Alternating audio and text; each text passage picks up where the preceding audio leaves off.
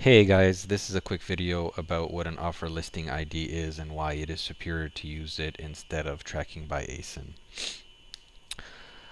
Take for example this backpack, which is quite a popular item on Amazon. It is currently being sold by 4 different sellers. You can see that down here. Now if I was to only track this by ASIN, I would be tracking whatever seller currently has the buy box when the sales tracking engine runs.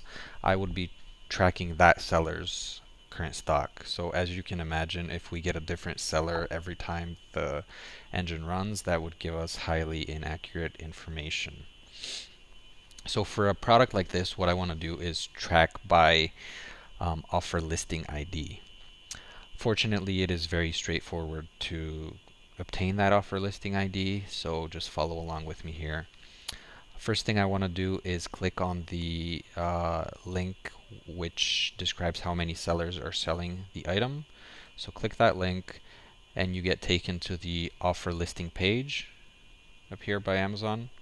And as you can see, there's 3 sellers at the moment selling it.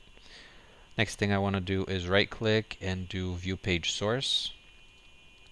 I'm using Chrome for this, but every browser will be able to show you the page's source.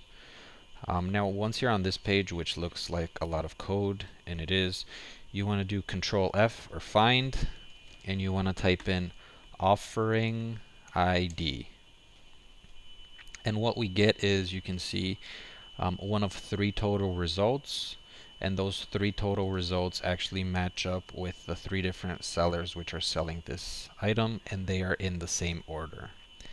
So what that means is if I want to track sales by MaxiBox for this backpack, I would need to find the 3rd offering ID because MaxiBox is the 3rd seller here. Google Chrome actually helps me out by showing me, highlighting down here in the scroll bar each of the offering IDs. So if I was to go to the 3rd offering ID and I want to copy this long string, this actually identifies the product as well as the seller. So I take this string, I go into Simple FBA, and I paste it in the offer listing ID input box.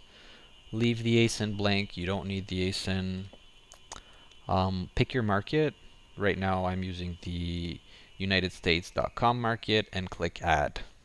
And you will be tracking that specific seller for that specific product.